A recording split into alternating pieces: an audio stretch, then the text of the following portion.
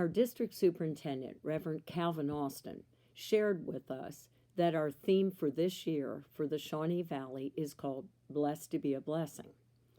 And our congregation here at Christ United Methodist Church in Jackson, Ohio, we've been learning how blessed we are since the first Sunday that Pastor Josh Andrews joined us when he asked us how we were. And some of us said, hanging in there. Others said, okay. Others said, good. And then Pastor Josh said, do you feel that God has blessed you? And we went, yes. So then he said, so how are you? And we said, blessed. So we've been saying that every Sunday that Pastor Josh asks us, how are you? We're blessed. Well, so are you. In Paul's letter to the Corinthians, the Christians in Corinth, his first letter, chapter 4, verse 7, he asked them, what do you have that you did not receive? Well, the answer for every one of us would be nothing. We've received everything that we have. Each of us is a steward, and God is entrusting us with resources, and God is actually loaning them to us. And I'm using the word loaned because none of us really permanently own anything. When it's time for us to leave, and God calls us to leave this earth, we have to leave everything behind because we don't really own anything. Our talents, our abilities, our time, our energy, our health, our ability to earn a living, our ability to do anything, all of these things are gifts from God to each of us. Our church is now working on a number of mission projects, End Christmas Hunger locally for the community to be serving and helping 300 families in need to have a Christmas dinner. We're trying to help gear grinders for children who are in need of being remembered at Christmas with toys. The Jackson homelessness, because that's a constant need here in Southeast Ohio. And then a huge mission project for the area, Feed My Starving Children, under Jackson County Cares.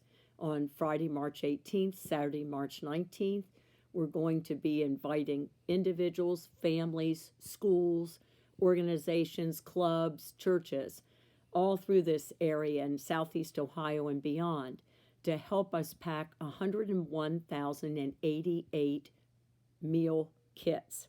And these will be distributed to the children who are the poorest on the face of the globe.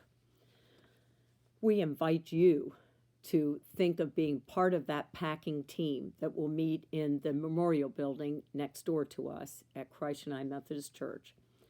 I believe we are created by God to worship God, love God, and to show that love for God by loving others and serving those in need. I believe that we are created to invite others to know God's love and grace through Jesus Christ, our Savior, who lived and died and rose again for us and for all the people of all the earth.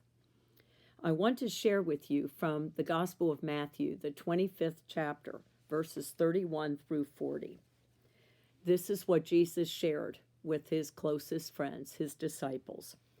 Now, when the Son of Man comes in his majesty and all his angels are with him, he will sit on his majestic throne. All the nations will be gathered before him. He will separate them from each other, just as a shepherd separates the sheep from the goats. He will put the sheep on his right, but the goats he will put on his left. And then the king will say to those on his right, come, you who will inherit good things from my Father. Inherit the kingdom that was prepared for you since before the world began. Jesus said this, for I was hungry, and you gave me food to eat. I was thirsty, and you gave me a drink. I was a stranger, and you welcomed me. I was naked, and you gave me clothes to wear. I was sick, and you took care of me. I was in prison, and you visited me.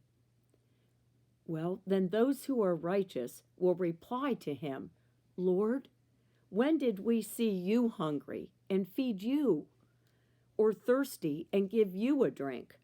When did we see you as a stranger and welcome you, and naked and gave you clothes to wear?